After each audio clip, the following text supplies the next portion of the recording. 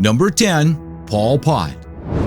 When Pol Pot became the new communist leader of Cambodia, he had plans and dreams to make the people of his nation equal by any means necessary. It didn't make sense to have some people living great lives in the cities while everyone else toiled away in the farms, so he decided that the majority of all urban dwellers should be forcibly relocated to collective farms and labor camps. This wasn't the greatest plan for stability and growth, and in fact had the opposite effect, causing nearly 20% of the entire nation's population to die from various means such as malnutrition, deadly working conditions, disease, and even execution. Most of the people evacuated from urban centers were given limited rations and care as they were marked for destruction. They were even taken out into the fields to dig their own mass graves and buried alive. The government under Pol Pot claimed that they would only need 1 or 2 million people to create their planned socialist utopia. The list of this totalitarian regime's atrocities goes on, but the total number suspected to have been killed by their actions is only in the hundreds of thousands. Thankfully, the regime collapsed in 1979 when Cambodia's relations with Vietnam went sour and they went to war. Cambodia lost the war. Pol Pot would be exiled and later captured, where he would soon die from heart failure. Number 9. Emperor Xerxes of Persia. Despite being known as one of the more power-hungry and oppressive empires of the ancient world, the Persian Empire wasn't half bad while under the rule of its first leader, Cyrus the Great, and his son, Cambyses II. They allowed most monarchs to maintain control of their lands and people, and most of the empire was relatively peaceful. King Numero III, Darius I, was likewise pretty fair and all around considered one of the greatest kings of his time. But everything changed with the fourth leader of Persia, Xerxes, who opted to take the title the King of Kings and had his mind set on far greater tasks than peace and sitting on a throne all day. He wanted the world. Xerxes was one of the first rulers to instigate the divine right of kings over his people, allowing him to do whatever he wants, whenever he wants, and everyone should obey him as a god. When a rebellion broke out in Babylon, he and his armies decimated the city and melted down a golden idol of one of their deities, Bel. The Babylonians, insulted by this, would rebel again, this time with the combined forces of Egypt. Xerxes was a cruel ruler, believing in harsh punishments for disobedience. When Xerxes launched the invasion of Greece, he enslaved many Ionian Greeks into his forces, and he created a bridge made out of boats over the Hellespont River. Since a bridge made of boats obviously wouldn't hold for long, it gave way rather quickly to the Hellespont's current. In reaction to the destruction of the bridge, Xerxes gave one of the most baffling punishments to ever be given to a river. According to some records, Xerxes ordered that the Hellespont be whipped 300 times, that shackles be thrown into its depths, and that the river be branded for its impudence. Then, snapping back to reality and deciding to blame an actual consciousness, he personally ordered the overseer of the project beheaded, and that the eldest son of the local monarch be cut in half for good fortune. Number 8. Genghis Khan. When you think of Genghis Khan or the Mongols, you most likely think of a horseback riding barbarian with a beard and the slaughter of a lot of people. And well, you wouldn't be completely wrong. Under the leadership of Genghis Khan, and to a lesser extent his children, the Mongols conquered 11 million square miles. At the age of 19, Genghis Khan's wife was kidnapped by a rival tribe, and in response, he went to war, not only conquering but uniting the Mongolian kingdoms. There were a few positives about the Mongol Empire. For example, they revitalized continental trade and were actually more religiously tolerant than most other nations of that time. However, that was only after his conquests, during which Genghis Khan was oftentimes unnecessarily brutal on a large and personal scale, once choosing rather unconventional methods of execution like pouring molten metal into thieves' mouths and ripping prisoners apart with horses. During the Mongol expansion, entire towns would surrender once they knew they were being targeted, and those who didn't surrender were slaughtered. If you need any more proof of how ruthless and bloodthirsty Genghis Khan was, an actual quote from the man himself is, "The greatest happiness is to vanquish your enemies, to chase them before you, to rob them of their wealth, to see those dear to them bathed in tears, to clasp to your bosom their wives and daughters." There isn't an exact body count of people the Mongols killed, but it's estimated to be in the millions. Fun fact, due to his habits of taking part of the raping and pillaging of soon-to-be-conquered towns, there are an estimated 16 million direct descendants of Genghis Khan living throughout the world. Number 7. Ivan the Terrible. Ivan the Terrible wasn't actually all that terrible at the beginning of his reign during the 1600s, and notably transformed Russia into a modern empire. He was an intelligent leader, but suffered from episodes of rage and mental illness that only grew with age, until they reached a peak and he murdered his own heir, Ivan Ivanovich. Today, he's remembered for paranoia and the harsh treatment of Russian nobles. Ivan was quite a mixed bag of emotions. In one case, he had architects build him a grand cathedral and was so impressed by their work, he blinded them so they couldn't build anything so incredible again. Due to his paranoia, he often suspected people and the common nobility of plotting against him and, as is only logical, had them executed. During a rather large citywide plague, Ivan was concerned the nobility of Novgorod planned to rebel, so he decided the only militaristically sane course of action was to sack the whole city. For these reasons, he's known as one of the cruelest rulers in all of Russian history and for being the beginning of Russia's tradition for harsh autocrats. Number 6. Adolf Hitler.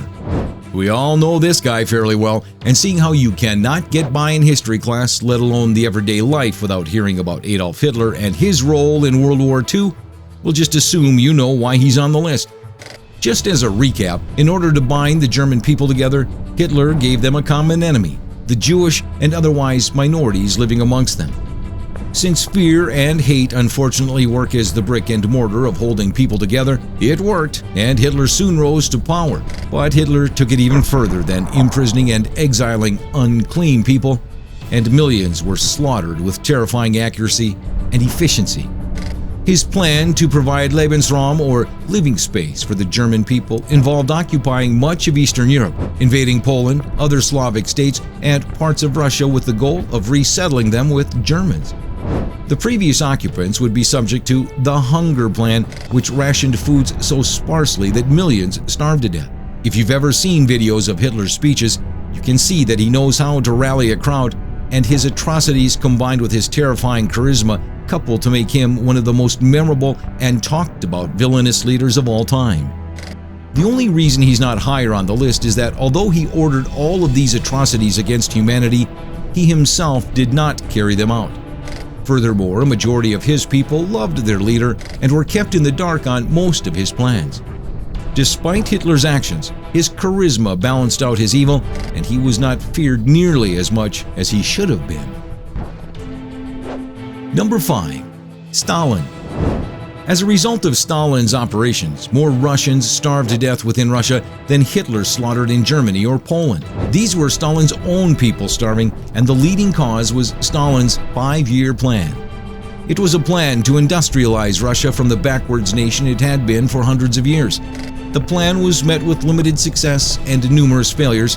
The quotas he had set were too high, and millions of Russians died in one of the worst famines in history. The nation even subjected their own people to slave labor, as nearly every Russian prisoner was moved to labor camps.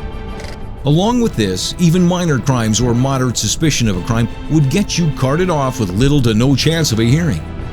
Many nations would boycott Russian goods for these reasons, and the plan was canceled in the 4th year. Stalin believed in controlling his people with fear, and his propaganda campaigns reflected this, making the entire nation fear him and his regime. Stalin inserted himself in every part of Russian society, from renaming cities to his likeness to making his name part of the national anthem.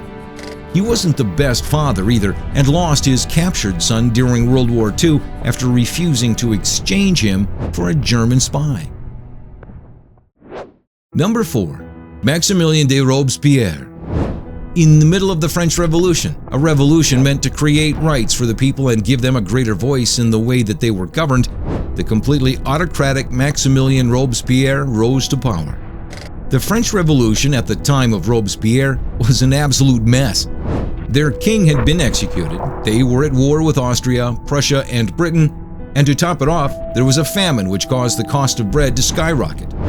In order to quell the riots and mobs, the Committee of Public Safety was created and led by left-wing extremist Robespierre, which was ironic because the committee would ultimately end up doing the public more harm than good. All civil rights were suspended, and although Robespierre did manage to initially bring some kind of stability to France, it didn't last. Soon enough, he was ordering people to the guillotine left and right on suspicion of being against the revolution. He dreamt of a state controlled by the majority and a state where all others would be forced to be free via guillotine. He was slightly insane, and before long, he too was executed through his preferred method, the guillotine. This period in French revolutionary history is also known as the Reign of Terror. Number 3. Attila the Hun. Leader of the Hunnic Empire, Attila the Hun spent his days not looking after his volatile barbaric East European empire, but instead terrorizing the Romans, Byzantines, Gauls, and anyone else he ran into.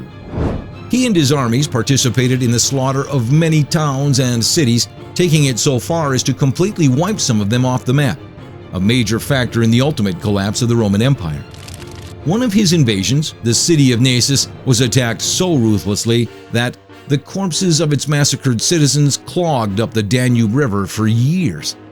It wasn't just Attila's army that was so ruthless, the man himself was far from a saint.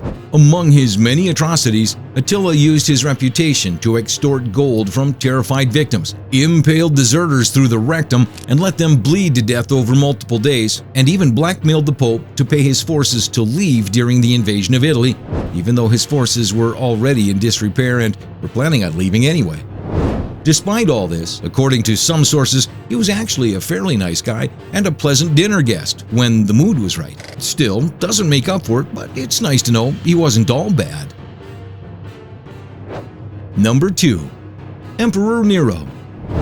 Roman emperors were rarely chosen for their ability to govern, so of course a few emperors came into power that were not qualified, not very good leaders, or just absolutely insane.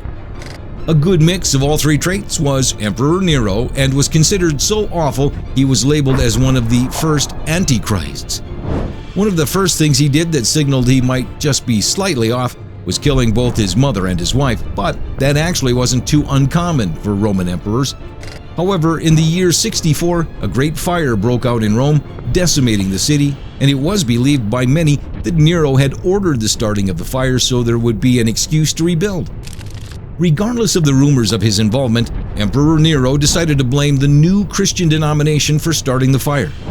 They were executed in a variety of ways, such as being used as human candles, being thrown to the lions, and Emperor Nero's favorite, being crucified. Nero was even responsible for the execution of Paul and Peter, very important members of the early Catholic Church. His persecutions against Christians lasted 42 months or 1,260 days. When the New Testament was written, the last book, called Revelations or the End Times, was also said to last 42 months. Along with murdering his own people and setting towns on fire, Nero also enjoyed dressing in beast skins and invited people to orgies under the candlelight of burning Christians. In order to deal with the aristocrats of Rome, whom due to his paranoia he feared were plotting against him, he forced them to commit joint suicide. Ignoring the needs of the empire, he managed to both bankrupt his nation and overtax his people at the same time. Number 1. Vlad the Impaler. Vlad the Impaler, or Vlad III, ruled Wallachia in Romania during the age of the Ottoman conquest of the Balkans and was actually the inspiration of Dracula. He fought against the Ottomans with a degree of cruelty that has become slightly disproportional to the truth. He was very fond of impaling humans as a warning against defiance, and at one point impaled over 20,000 men, women, and children outside of his capital to scare off an invading army. In Western Europe, he was known to have flattened fortresses and villages and took pleasure in the torture of anyone he could. Fear was his weapon of choice, and his mastery of fear led to many stories and legends, some of which never even happened. In Germany, a common recap of Vlad's war crimes were that he roasted children alive and fed the corpses to their mothers, and would cut off the breasts of women, force their husbands to eat it, and then impale the husbands. Since many of Vlad's actions were so exaggerated in Germany, it's not easy to tell fact from fiction, and not much else is known about how horrible of a war leader he was. Everyone outside of his lands feared him as the blood-sucking demon he would soon inspire, but their fear may have simply been the fault of misinformation.